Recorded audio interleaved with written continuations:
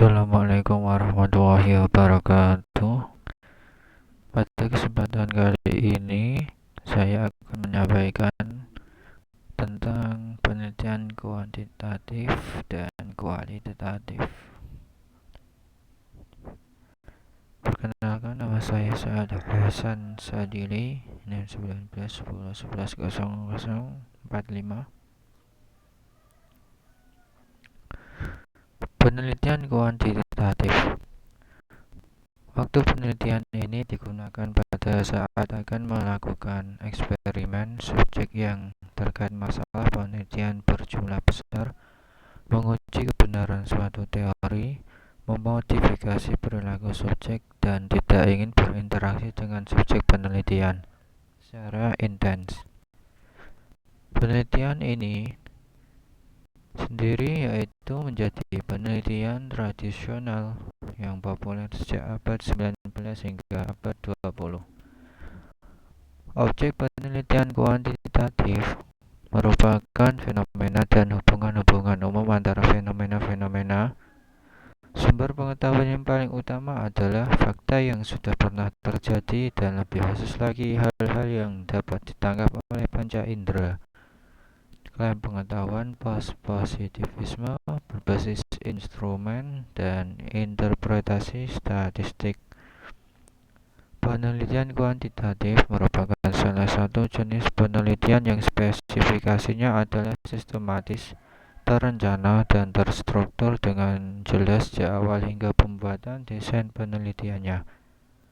Penelitian kuantitatif adalah suatu proses menemukan pengetahuan yang menggunakan data berupa angka sebagai alat menganalisis keterangan mengenai apa yang ingin diketahui. Pendekatan kuantitatif memusatkan perhatian pada gejala-gejala yang mempunyai karakteristik tertentu di dalam kehidupan manusia yang dinamakan sebagai variabel.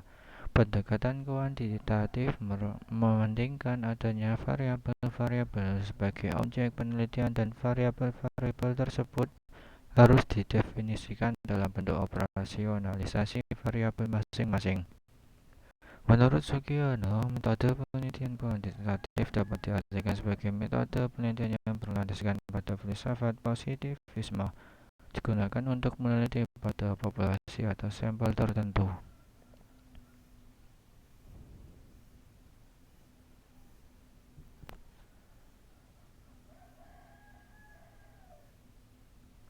Penelitian ini memiliki tujuan yaitu untuk menguji teori dan memverifikasi teori, eksplanasi, mengidentifikasi dan menghubungkan variabel-variabel dalam rumusan masalah dan hipotesis penelitian, menjelaskan sebab dari perubahan-perubahan yang terukur dalam fakta sosial, generalisasi, dan abstraksi.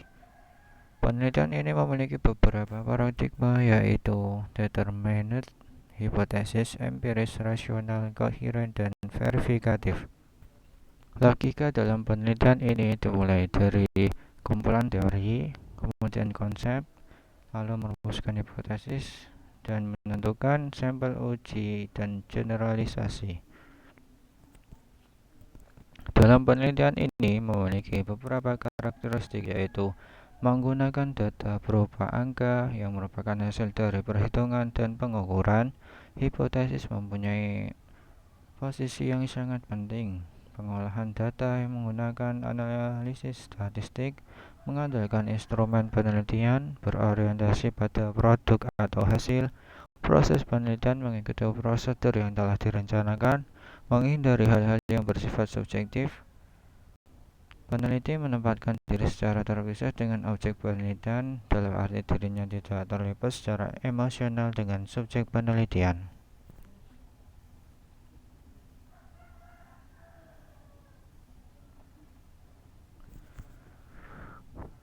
Desain dalam penelitian ini ada dua macam, yaitu eksperimen sebagai metode penelitian yang digunakan untuk mencari pengaruh perlakuan tertentu terhadap yang lain dalam kondisi yang terkendalikan, dan yang kedua yaitu non-eksperimen, yaitu penelitian yang dilakukan terhadap sejumlah ciri subjek penelitian menurut keadaan apa adanya. tanpa ada manipulasi peneliti. Jenis-jenis dalam desain penelitian. Yang pertama, jenis dalam eksperimen ada beberapa, yaitu pra-eksperimental, eksperimental sebenarnya, lalu eksperimental semu, dan yang terakhir desain faktorial. Lalu jenis dalam non-eksperimen ada beberapa, yaitu yang pertama survei, lalu historis, deskripsi, perkembangan, kasus dan lapangan, korelasi, kausal komparatif, dan tindakan.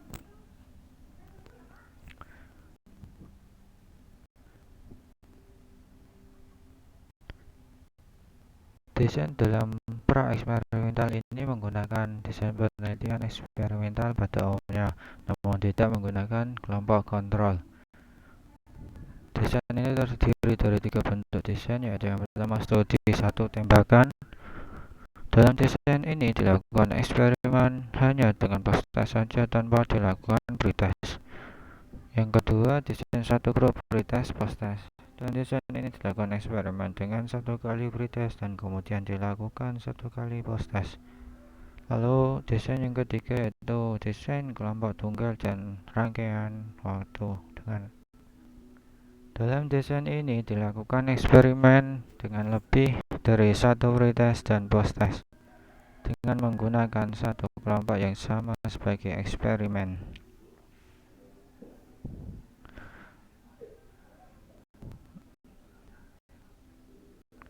Desain eksperimental sebenarnya. Desain ini menggunakan desain penelitian eksperimental pada umumnya dengan bentuk kelompok eksperimen dan kelompok kontrol yang terdiri dari 3 bentuk desain. Yang pertama, desain kelompok kontrol pretest post-test. Dalam desain ini dilakukan eksperimen dengan menggunakan 2 kelompok, yaitu kelompok eksperimen dan kontrol, dengan melakukan pretest dan post-test satu kali. Dalam pemilihan kelompoknya sendiri dilakukan secara random. Lalu yang kedua, desain kelompok kontrol hanya post-test. Dalam desain ini dilakukan eksperimen dengan menggunakan 2 kelompok, yaitu kelompok eksperimen dan kontrol, dengan melakukan hanya post-test saja. Dalam pemilihan kelompoknya sendiri dilakukan secara random. Lalu yang ketiga, desain Solomon 4 kelompok. Dalam desain ini dilakukan eksperimen dengan menggunakan 4 kelompok yang terdiri dari 2 kelompok eksperimen dan 2 kelompok kontrol. Dalam pemilihan kelompoknya sendiri dilakukan secara random. Desain eksperimental semu. Dalam desain ini menggunakan desain penelitian eksperimental pada umumnya dengan bentuk kelompok eksperimen dan kelompok kontrol. Perbedaan dengan eksperimen sebenarnya adalah pada randomisasi subjek eksperimen. Dalam desain ini terdiri dari 3 bentuk desain, yaitu yang pertama desain kelompok kontrol pretest post-test. Dalam desain ini dilakukan eksperimen dengan menggunakan 2 kelompok, yaitu kelompok eksperimen dan kontrol, dengan melakukan pretest dan post-test satu kali. Yang kedua yaitu desain rangkaian waktu dan kelompok kontrol. Dalam desain ini dilakukan eksperimen dengan hanya menggunakan beberapa kelompok kontrol sebagai subjek. Dalam eksperimen ini dilakukan 2 kali pretest dan post-test. Lalu yang ketiga, desain counterbalance. Dalam desain ini dilakukan dengan 2 kelompok yang dilakukan 2 kali dengan perlakuan yang sama. Lalu desain faktorial. Desain ini melibatkan 2 atau lebih variabel bebas dengan sekurang satu yang diatur atau ditentukan oleh peneliti.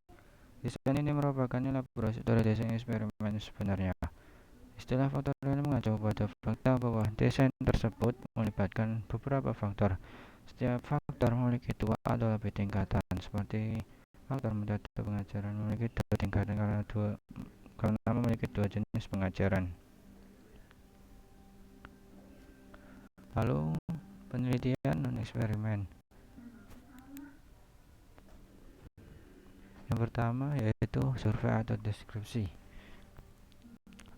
Merupakan untuk membuat gambaran secara sistematis, faktual, dan akurat mengenai fakta-fakta dan sifat-sifat populasi atau daerah tertentu.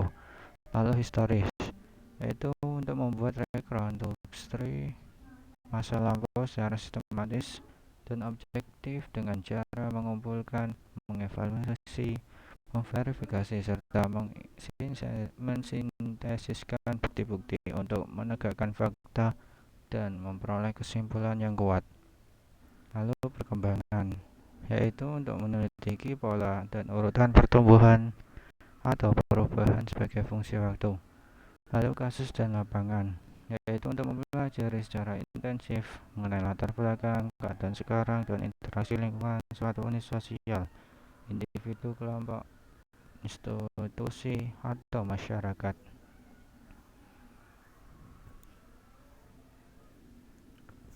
Lalu korelasi, yaitu untuk menyelidiki besarnya korelasi antara variasi-variasi dalam suatu faktor dengan variasi-variasi dalam satu atau lebih faktor lainnya berdasarkan pada koefisien korelasi.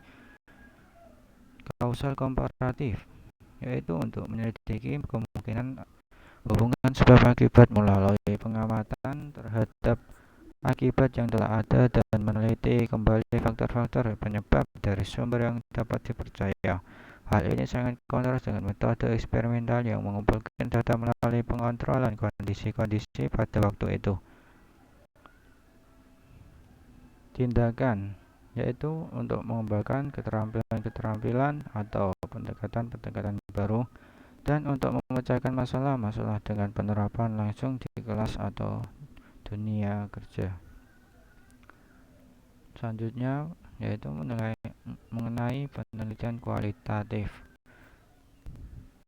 Waktu atau penggunaan penelitian ini yaitu pada saat masalah penelitian belum jelas, memahami makna dibalik realitas, memahami interaksi sosial, memahami perasaan, mengembangkan teori, memastikan kebenaran data, meneliti sejarah perkembangan.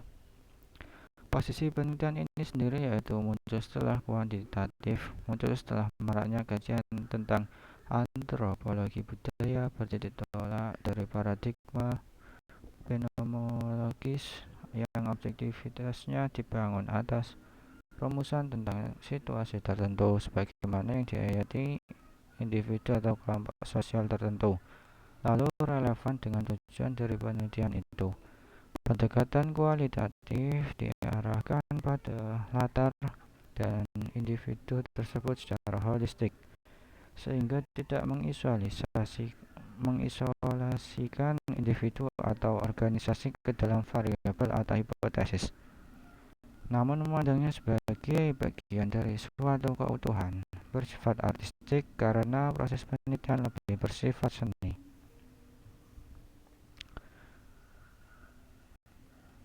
Definisi penelitian kualitatif. Penelitian kualitatif merupakan penelitian yang berusaha memaknai atau menafsirkan fenomena dalam sudut pandang makna-makna yang diberikan masyarakat. Penelitian yang objektivitasnya dibangun atas rumusan tentang situasi tertentu sebagaimana yang dihadiri individu atau kelompok sosial tertentu. Penelitian yang bertujuan memahami realitas sosial, yaitu melihat dunia dari apa adanya, bukan dunia yang seharusnya, dan dilakukan pada kondisi alamiah dan bersifat penemuan. Lalu metode penelitian kualitatif juga merupakan metode penelitian yang lebih menekankan pada aspek pemahaman secara mendalam terhadap suatu masalah daripada melihat permasalahan untuk penelitian generalisasi. Dengan menurut Manra dalam buku Moleong mengemukakan metode kualitatif sebagai prosedur penelitian yang menghasilkan data deskriptif berupa kata-kata atau lisan dari orang-orang dan perilaku yang dapat diamati. Penelitian kualitatif ini sendiri memiliki tujuan yaitu untuk menggali informasi secara mendalam, mengetahui alasan, eksplorasi, discovery, deskripsi, dan insight atau wawasan terhadap tindakan. Penelitian ini memiliki paradigma terkait yaitu asumsi realitas dibangun secara sosial dan variabel kompleks saling berhubungan sulit diukur. Lalu tentang tujuan yaitu memahami situasi yang ada, mendekatkan hubungan antara peneliti dan subjek penelitian. Hasil penelitian dirundingkan dan disepakati bersama. Lalu tentang pendekatan, yaitu hasil berupa hipotesa dan teori. Peneliti sebagai instrumen naturalistik mencari pola-pola, mencari kompleksitas, menghindari penggunaan angka-angka bersifat induktif dan desain bersifat sementara.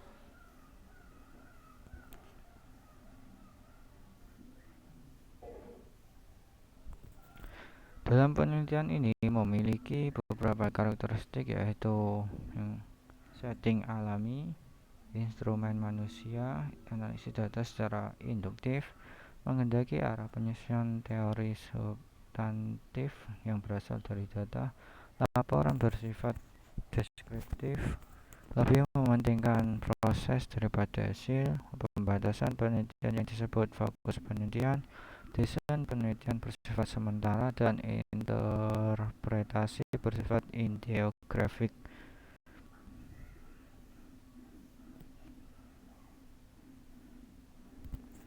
Jenis dalam penelitian kualitatif ini antara lain yaitu ada naratif, fenomenologi, grounded theory, etnografi, dan studi kasus.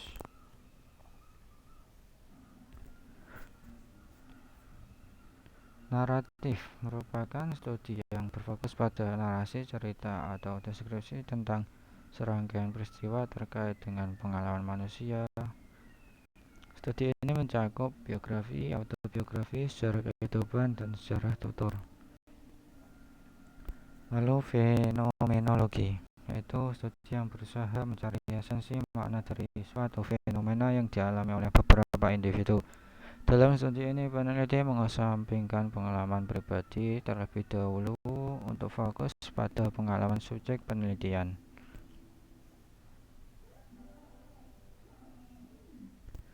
Lalu grounded theory, yaitu studi yang berusaha melakukan analisis abstrak terhadap suatu fenomena dengan maksud analisis ini akan menciptakan teori tertentu yang dapat menjelaskan fenomena secara spesifik.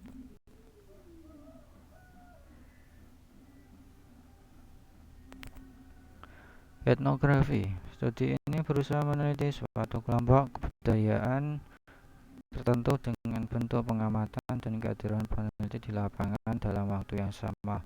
Studi etnografi berbentuk etnografi realis dan kritis, sedangkan analisisnya menggabungkan data emik atau pandangan partisipan dan data etik. Studi kasus, studi yang berusaha menelaah kasus tertentu dalam konteks atau setting kehidupan nyata. Studinya dapat berupa studi kasus instrumental tanggal, studi kasus kolektif, dan studi kasus intensik. Demikian yang bisa saya sampaikan mengenai penelitian kualitatif dan kuantitatif. Kurang lebihnya mohon maaf. Wassalamualaikum warahmatullahi wabarakatuh.